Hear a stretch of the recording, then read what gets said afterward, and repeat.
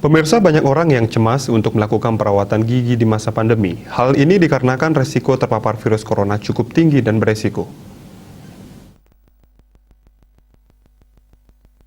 Dokter gigi dan perawat gigi adalah profesi yang sangat beresiko tinggi terpapar droplet dan partikel aerosol yang dihasilkan selama tindakan pasien dan beresiko tinggi terjadinya infeksi silang terhadap paparan mikroorganisme yang berada di darah, saliva, droplet, dan instrumen yang terkontaminasi dengan darah, saliva, dan debris jaringan. Mikroorganisme ini terdiri dari bakteri patogen, virus, dan fungsi. Dokter Gigi Sagung Putri menyatakan untuk saat ini untuk yang ingin melakukan perawatan gigi masih aman. Saat ini dokter gigi sudah memiliki SOP agar dokter dan pasien sama-sama aman. SOP ini seperti mengatur ventilasi ruangan dari sistem disinfektan ruangan dan penggunaan APD bagi dokter.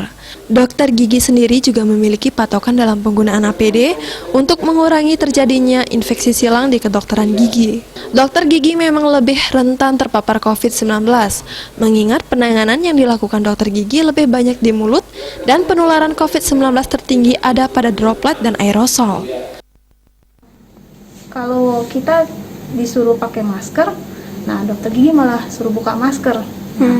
Kan penularan dari SARS-CoV-2 ini, COVID-19 ini, kita dari splatter, dari droplet sama aerosol.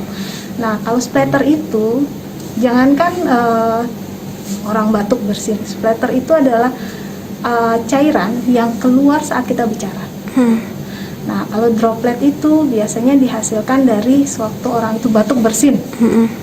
Nah, itu semua di dokter gigi ada aerosol itu adalah partikel padat atau cair dari si droplet ini yang melayang ke udara yang dihasilkan ditimbulkan dari alat-alat kedokteran gigi. Alat kedokteran gigi misalkan seperti alat pembersihan karang gigi itu menimbulkan aerosol juga tinggi, dan bur yang kita pakai untuk mengebur gigi itu karena semprotan airnya itu menimbulkan aerosol jadinya yang bercampur dengan saliva dan droplet. Di tengah pandemi ini, pihaknya mengimbau untuk tetap menjaga kesehatan gigi, oral higienis harus tetap juga dijaga.